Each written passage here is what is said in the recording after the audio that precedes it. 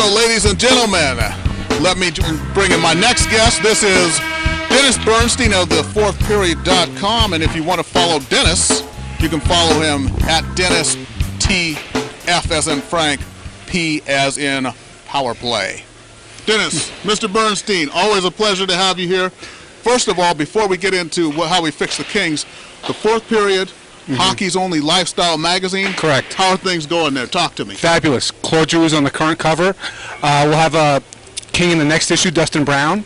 Available quarterly on newsstands, subscription through the website. It's been a fabulous start for us the last couple of years, and it's really something that is, resonated with the fans in the hockey community. So we just came off a great weekend at the All-Star game. We had a hospitality suite. Every major player came through. Lundqvist, the Sedins, Dan Girardi. It was a great time. So things are going great at the Fourth Period. All right, perfect. And then as we look to the end of the season, the award show is going to be in Vegas again. It'll be at the Wynn this year.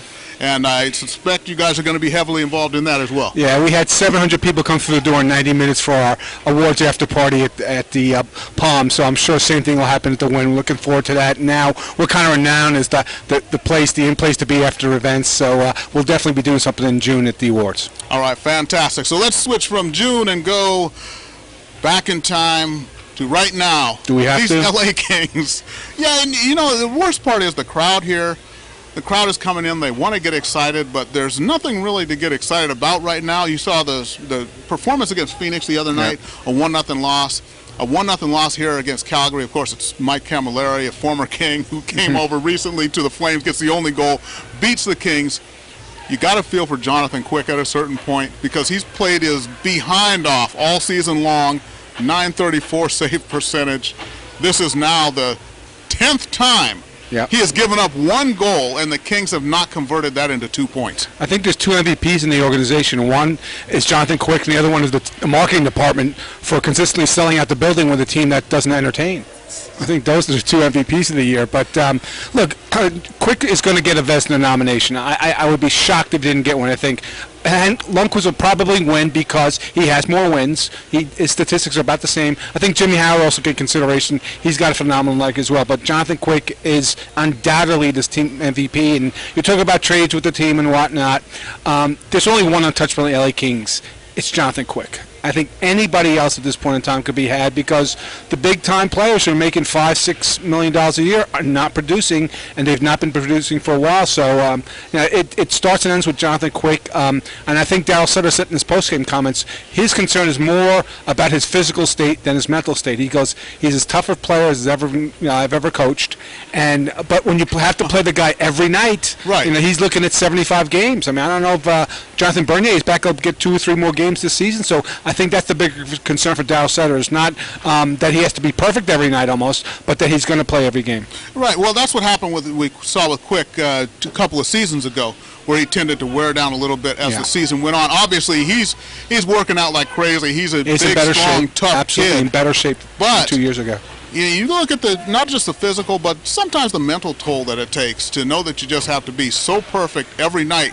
Here he is with a 1.91, actually a little bit lower than that now, goals against average, save percentage over 930, and still you're playing for a team that is sinking. Yeah.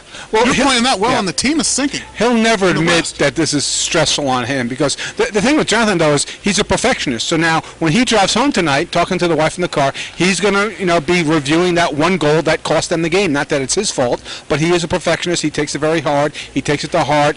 He's a bulldog, though, and like you mentioned about wearing down during the season, he's much stronger physically than he was 2 years ago. So I don't think that's going to be an issue. And they've got some off days between games, and they can give him a maintenance day. So it's not about that. I think it's just a mental aspect that I can't make a mistake because my guys can't support me. But the statistics are kind of mind-boggling, that the lack of support for this team. And I talked to a lot of guys around the league, and a guy that plays against them in the Pacific Division says there's no way the team that has these players should be scoring this little, right? They say it's basically a coaching thing. They're being overcoached, and they're being not to be coached, not to be scored on. That's the issue. It's like they're not just throwing out the puck and go get it.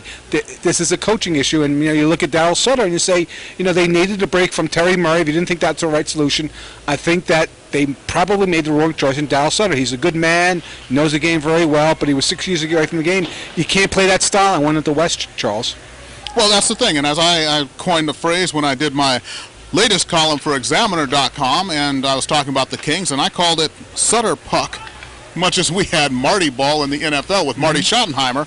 We call that Sutter Puck, and when I look at Daryl Sutter's history, it's just getting teams that are very anemic in scoring into the playoffs. That's what he's always done. Now, with this team out here, you would think that you kind of need a coach that would, and then think about trade deadline, getting in another dog, so to speak. Yeah. But you need a coach who knows how to just let the dogs out.